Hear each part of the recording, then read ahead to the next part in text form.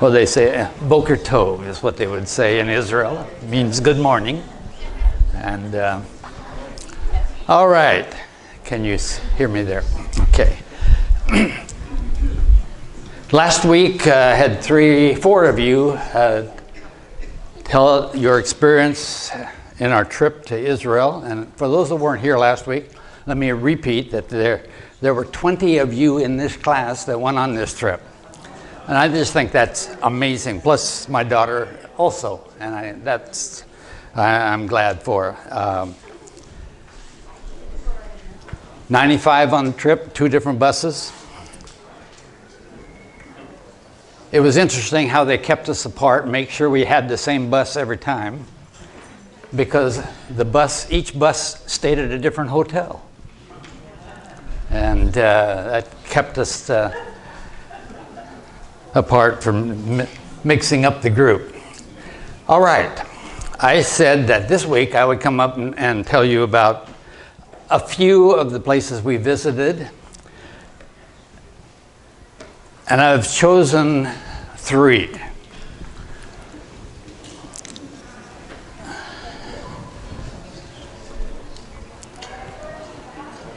So I'm going to talk about our trip, 2019 Holy Land trip.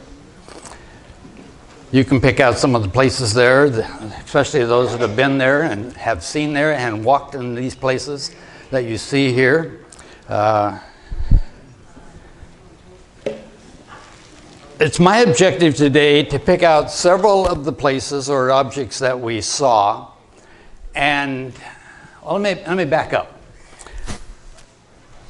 I think I can speak for all 20 of you that went on this trip, and it's true of everybody that goes on their first trip, is that you were fed from a fire hose of information that you tried the best you could to retain. And it truly is difficult on your first trip to do that, because you're so inundated with data and facts. I've said that it was on my second trip that the Bible most came alive to me. And because I knew what to expect the second time. I talked to Dr. Featon, who is the former pastor of Cedar Parks Assembly, and asked him that question. He said exactly the same. He's been there dozens of times, but he said that it was the second trip that just opened up the Bible more abundantly. So it's my objective, though, because it's impossible to catch everything that our guide or other leaders of the trip said during the trip, that I'm going to add to what was said by our guide and others, things that you may just not have noticed that I want to make you aware of. So I've picked out 3 places, 1 in Jerusalem, 1 in the Galilee, and 1 in Jordan.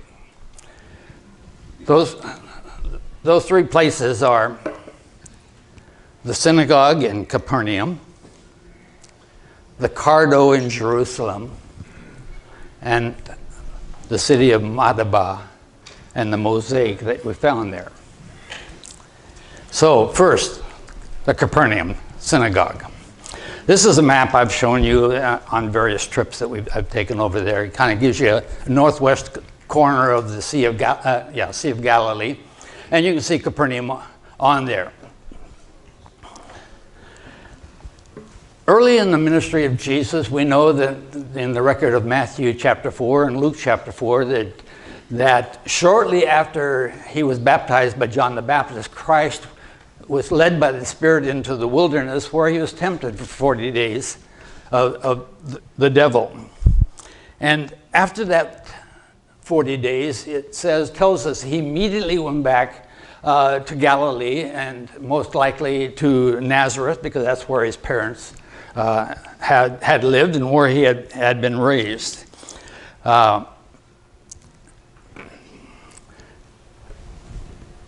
The scripture tells us that, well, let me put Nazareth on so you know where Nazareth is. The scripture tells us that when he went back to Nazareth, he was asked to read from the scroll, and it turns out he was reading from Isaiah, the 61st chapter. And after he had read that and made a couple comments, the people really wanted to take him out and kill him. They didn't receive his message. And the scripture tells us that after that, in Matthew 4:13, and leaving Nazareth, he came and dwelt in Capernaum, which is by the sea, in the region of Zebulun and Naphtali. And so he goes from Nazareth, and the Luke's account says this: then he went down to Capernaum, and the city in Galilee, and was teaching them on the scriptures. The Bible tells us that Jesus went to the local synagogue, and it was. Let me skip forward a little bit. Capernaum became his home for ministry, for his life, all his life here on. That is what was his home base. And if you were to go to Capernaum, this is what you would see. Now, I did not take this picture on this trip. I think you can imagine this is an aerial shot. And I've told you before that I purchased 18,000 pictures of the Holy Land that are very high definition, many of them aerial shots. And I've used them over and over and over again in speaking to you about the land of Israel.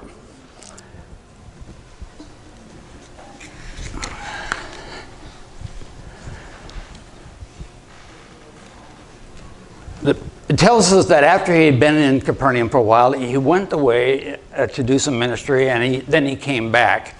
And we find in Mark 2, when he had come back to Capernaum several days afterwards, it was heard that he was at his home. So now Capernaum definitely is his home. But the scripture says that he did not have a place where to lay his head. Therefore, what was his home? Most people believe that it was probably Peter or Peter's mother-in-law's home, which was in Capernaum, that just became his home base, and he called it home during his ministry.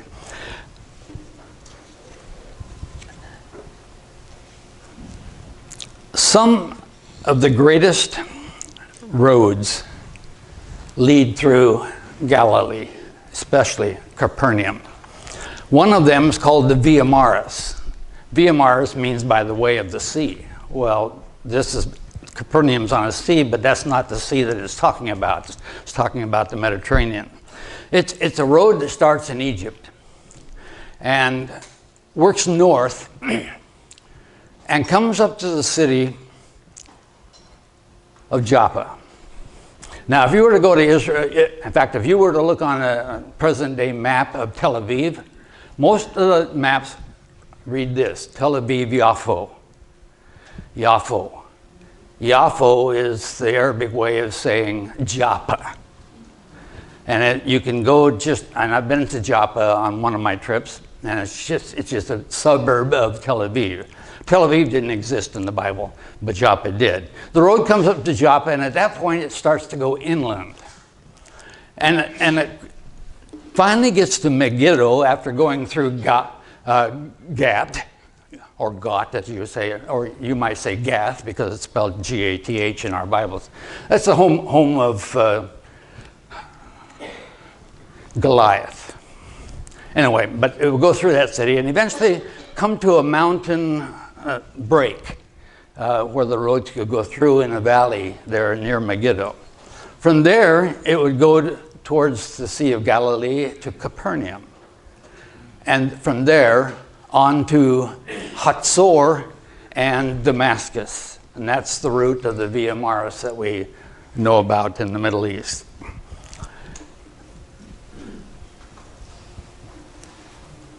It is from here that many directions could be taken to go to Europe, to go to east to eastern countries. So a lot of traffic came through Capernaum. And one person said, if I can find my quote here, he says, Well, I have to give you. One writer said, Judea and Jerusalem lead to nowhere, but Capernaum leads to everywhere. It's because of the traffic through this area. This was a perfect place for Jesus to set up his ministry, to get the widest exposure of people coming through and taking what they've seen in Jesus' miracles on to where they were going. People were moving through this area constantly. And it says in Matthew, the 4th chapter, verse 23 through 25, Jesus went throughout Galilee, teaching in the synagogues, preaching the good news of the kingdom, and healing many disease and sickness among the people. News about him spread all over Syria, and people brought him all who were ill with the various diseases, those suffering severe pain, the demon-possessed, those having seizures, and the paralyzed, and he healed them. Large crowds from Galilee, the Decapolis, Jerusalem, Judea, and from the regions across Jordan followed him. This was a perfect place for the word to get out exactly who this person is and what he was doing. And people came just to see what was happening.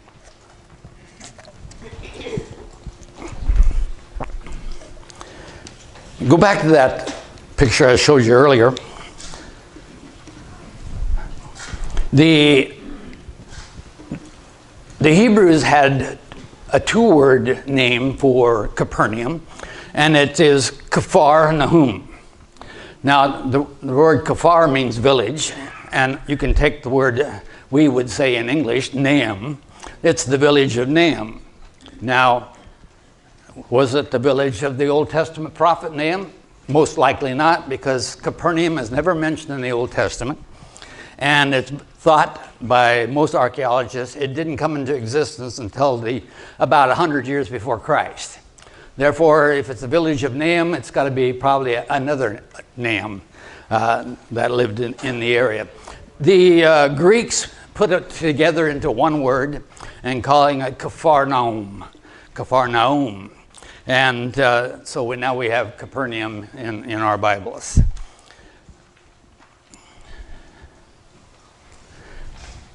Two important buildings are mentioned in the Bible in Capernaum.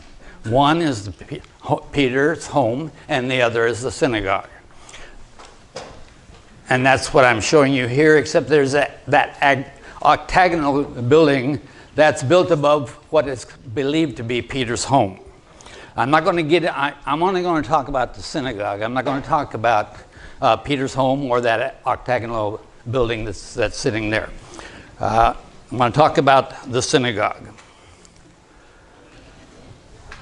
Here is the synagogue as it looks today. Here's another view from the other side looking. Actually, this is the back of the synagogue in both of these views. The door, close to where I'm standing when I take these pictures, is, and that's considered the head, and that's where any speaker would be at the head of the room.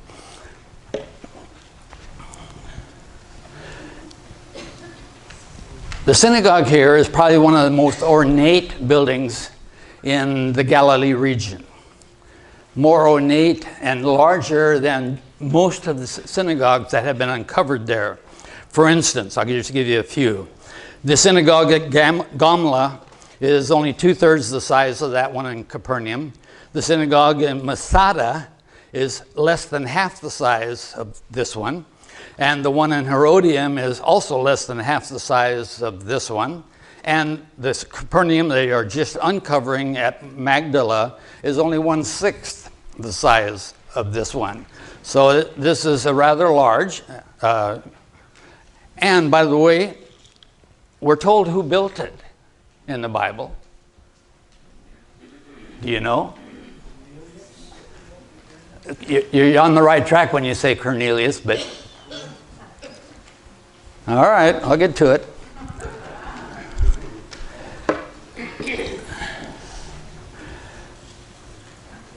The synagogue at Capernaum has a main prayer hall, as you can see, flanked by two aisles on the outside and two rows of columns. It is fairly ornate, and then it has a porch, which is the front of the building. A porch that's fairly large compared to most porches going into a synagogue, and it faces the south. Why does it face the south? Actually, the guide in our bus gave you that. I'm sure you can remember all of those things that she said. This is true of all synagogues, by the way. They all face Jerusalem. They all face Jerusalem. The front of them, and this is the front that you're seeing on the right-hand side of this. Now, the question is that you want to know, is this the synagogue that Jesus ministered in? And the data that's available says no, this synagogue was built probably in the 2nd or 3rd century. So where did Jesus minister? So I take you to the outside, and I want you to look at this right down here. I'll give you a better view of it. What we have here is some basalt stones, the black stones, and they have determined by looking underneath the present synagogue that was the synagogue previous to the one they built here in the 2nd or 3rd century. And it dates to the 1st century before Christ. Therefore, this is the synagogue in which Jesus would have ministered. And they call it the black synagogue and the white synagogue.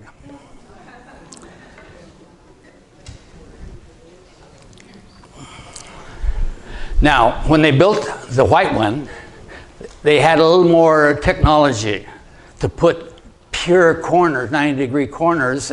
And what you have there is that while both buildings are exactly 78 feet in length, we have a 9-inch difference on the front end because the original one, the basalt one, the black one, was not perfectly square like the following one. So that is something that you could have noticed if you were walking there and happened to realize that is true. So that's something I wanted to add to you that you may not have picked up. One other thing is, and this is the photo I took in 2007. That was our guide at that time, and those who have gone with us in previous trips, you know exactly who this is. This is Avi Shamish. We had him on 3 or 4 of our trips to Israel. Great guide. I'm sure he's given it up by now. But I show you this photo to show you the 2 columns in the corner. This one and that one. I mentioned it as we were walking through there, following our guide. I mentioned it to 2 or 3 of you, that they are in the shape of a heart. If you didn't know it, you probably wouldn't even want to even know to look at it. What you have here is the front of the top of the heart with the base, the point of the heart pointing towards the corners. And just thought I'd bring that up, something you might not pick up unless you were very astute and observant. The synagogue also has a door to the right, at least to the right in this picture. And there's another room over there most synagogues do not have. And they're not exactly sure why it's there. It's not part of the synagogue. They think it was for training children or having people who were visiting from far away using it as a hostel while they were there and so on. But we're not sure exactly why that room was over there. Now you're asking me a question I have no idea. I don't know. All right. Now the second place I'm taking you, to the Cardo in Jerusalem. We have that's the white is the border, the wall around Jerusalem, the old city as it is today. But we know that the wall during the time of Christ actually extended down to this purple area in Mount Zion, including the city of David and so on. So I show you a few of the things that are around from this Google Earth view. And I replaced the Dome of the Rock with the temple. Where I want to take you is precisely there. You got it? No. Here's a little bit closer, but it is precisely at the point of that arrow that I want to take you today. On our trip, we didn't spend much time on the Cardo, and that's one of the reasons I want to talk about it.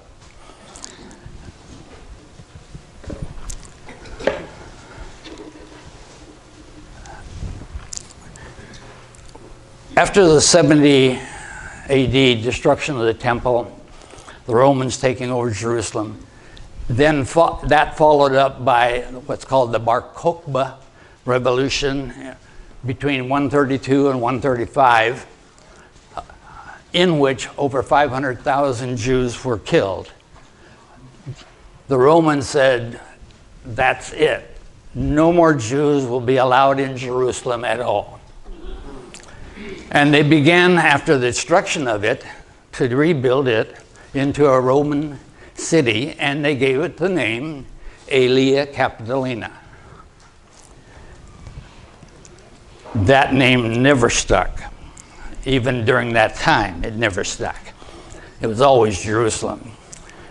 But it is true when Romans built a city, they always had two main roads, streets. One was called the Cardo Maximus, always from north to south, and the Decumanus Maximus, from east to west. And when they rebuilt Jerusalem, capital Aelia Capitolina, they built these two streets. They knew from historical records that Cardo Maximus started at the Damascus gates and went straight through the south through the city. And the Decumanus one from the Jaffa gate to the Temple Mount. So once the Jews in 1967 took control of Jerusalem, archaeologists wanted to find where that Cardo was located. And of course, the only place they could look is in the Jewish quarter of the city, which is the southeast corner of the old city. So they began to look and dig down, and they found out that in digging, that the street level of the first century was some 17, 18 feet below current street level. So they uncovered this and found it, and they began, and they've uncovered probably 700 feet of the Cardo, but we only saw this.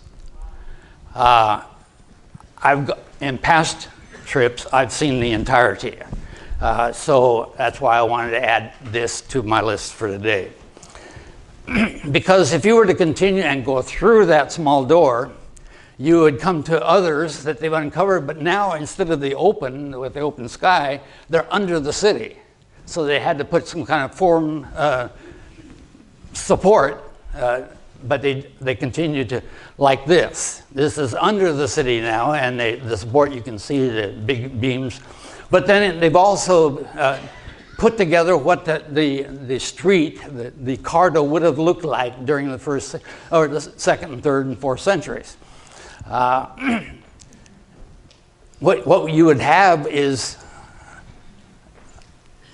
shops all along this side and all along this side, if you could see the entirety, and a street that's about 40, 42 feet wide between the shops. And it looks like each of the shops are about 5 meters, 16 feet, 16 and a half feet deep from the street to the wall. And this is an artist look at what it might have looked like during the time of the first and second centuries and third. This is what this is what's available today, and that picture is put behind it. Now, if you were to continue and go through the next door, you would come to this. And if you wanted to do some shopping, this is where you go. It's under the old city, and it goes on for hundreds and hundreds and maybe even thousands of shops. I've purchased things from inside that place, but it's under the old city, a shopping area, huge shopping area. All right, let's see, does that take me, did I have anything else? Nope, I want to go to Madaba.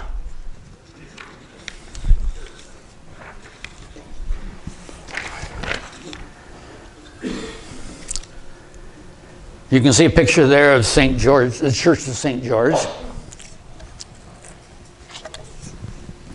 I don't have this in my notes, but I should say that when persecution came in Jerusalem, Christians also left. And a lot of them went to places east of the Jordan River.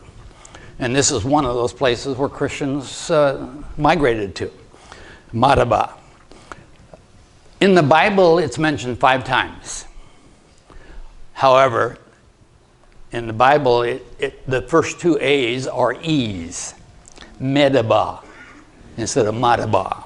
But we know it's the same city. The city of Madaba is located 20 miles south of the city of Amman, which is the capital of Jordan.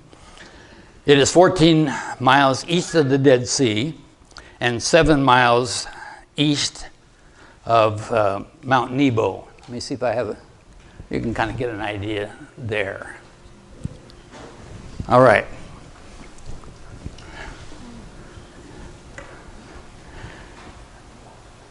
Before I take you to there and see what we visited, let me tell you some things where the Bible talks about it. We find that at the time of the Exodus, Medaba is mentioned as one of the cities of Jordan, and the Ammonites, which controlled the area, at the time refused to let Moses and the people of Israel to pass through. And they fought against Israel, and Israel fought, and they and their king, Sihon, mentioned in the Bible, were defeated. In Numbers 21, verse 30, but we have overthrown them. Heshbon is destroyed all the way to Dibon. We have demolished them from as far as Nophah, which extends to Medaba. All right? After Joshua took the promised land, this land became part of the tribe of Reuben. And although it continued to be disputed among the Israelites, the Ammonites, and the Moabites, under King David, he had a battle here.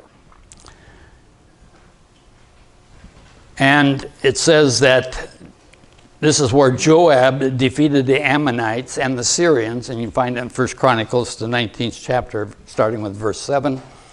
And during the time of Isaiah, another incident, the Moabites regained the territory from the Ammonites, and the city of Madaba, known as the city, it became in their territory once again. So Medaba goes from place to place as to who's ruling it. Now, the city of Medaba has become called the city of mosaics. That's because every old building, ancient building, has a mosaic of some sign in it in this city. Probably the most well-known mosaic is that which makes up part of the floor of the Church of St. George. And this is what you find on the floor. It's a mosaic that's been partially destroyed, but it's a mosaic of a map of Palestine. To give you an idea, it's right today it's about 1/3 of its original size. Its original was 77 feet long by 20 feet wide. It has more than 150 different captions, meaning statements or places that are mentioned there. And it's one of the best maps of the Middle East of that era. Let me show you a few things. This is another way that somebody, a graphic artist, took everything away from it, and this is what it looks like. What you have here, let me see if I have it on this. No. Hold on, come back. This is the point where I want to talk about, this area in this map. And I'm going to this view, it's a similar view. You'll notice that you're looking east, not north and south like you do on many maps. You're looking to the east, and what you have there is the Jordan River flowing into the Dead Sea. All right? And you have Jerusalem there. And you even have a statement, a prophetic statement that Jacob gave to Benjamin, his son, when Jacob was about to die. And the phrase, it's in Deuteronomy 33:12. It reads, "The Lord will cover him all the day long." So you have that statement there in this mosaic. I don't think I have anything else on there. Oh yeah, and there's Jericho. All right. Now the reason I'm taking you to this map is not just to tell you about the map, but to show you something on the map. And it has to do with Jericho. You've heard me state on many occasions that neither Greek nor Hebrew have a letter equivalent to our letter J. And yet they have a lot of names that start with J. But in the Greek and the Hebrew, you'll never find something like a J. And if you were to go to the alphabets of each of them, you would not find a J. The problem really is that the letter Yod in Hebrew, you can't find an equivalent of that in Greek. That's where the problem is. Because so many of these Old Testament names like Jeremiah and Jehovah and Joash and things like that all start with the letter Yod, which is our letter Y. So in the case of Joshua, it's Yehoshua in Hebrew. Or Jeremiah, this will, I'll say it anyway. Jeremiah.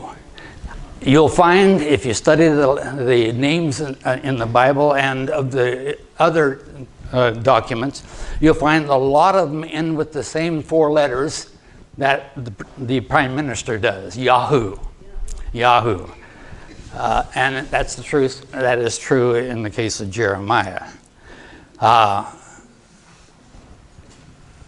So you have Jehovah, but it's Yahweh, so to speak. That kind of thing. So what happens then when you get into Greek and it doesn't have a Yod equivalent? That's why I want to take you to, that one on the left didn't do well. That was supposed to be in Hebrew. Let's go on. That's why I want to take you to Jericho. Starts with a J. But you can look at the Greek there, and it's circled with that red, and you would find that it is, the letters are iota, epsilon, rho, iota again, chi, and omega. It's Jericho, and if you say that fast enough, it's almost like a Y, Jericho. So that's how the Greek always takes a Hebrew name that begins with Y, and it starts always with an iota. And that's the way they get around it. So we have, and then when we put it into English, we put it into J for some reason. I don't know why. So that gives you an idea that, yes, it is true that they don't have a J, but they get around that in the Greek and the Greek doesn't have a yod, therefore they use an IE, iota epsilon, to get around that. Now, was that you or was that Paula?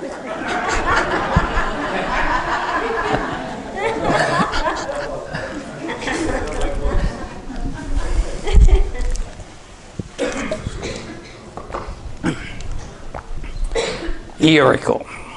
Okay, that's true of, maybe I can show that. I think I do have it. I mentioned that this is the city of Jerusalem, the whole area there, this oval shape. And I mentioned to you about, I use this in order to point back to what I showed you about the Cardo.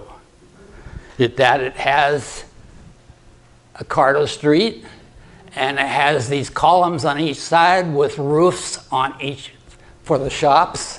So whoever put this together knew the territory and put it in great detail. This is supposed to be the, maybe I have it on, Damascus Gate. I'll get to that in a minute. How old is that map, John? It's probably about 4th century after Christ. Okay, let me do that. This is Jerusalem, and that's the name. But that's actually 2 words. In Greek, they never spaced between words. They just run together, and you have to pick them out. I've noticed that when I'm going to Turkey and some of the 7 cities of Revelation and reading the inscriptions there, they all run together, so you have to be careful. So I'll help you out here. There's the 2 words. The first word is Hagiapolis. Hagiapolis, Opolis means a city.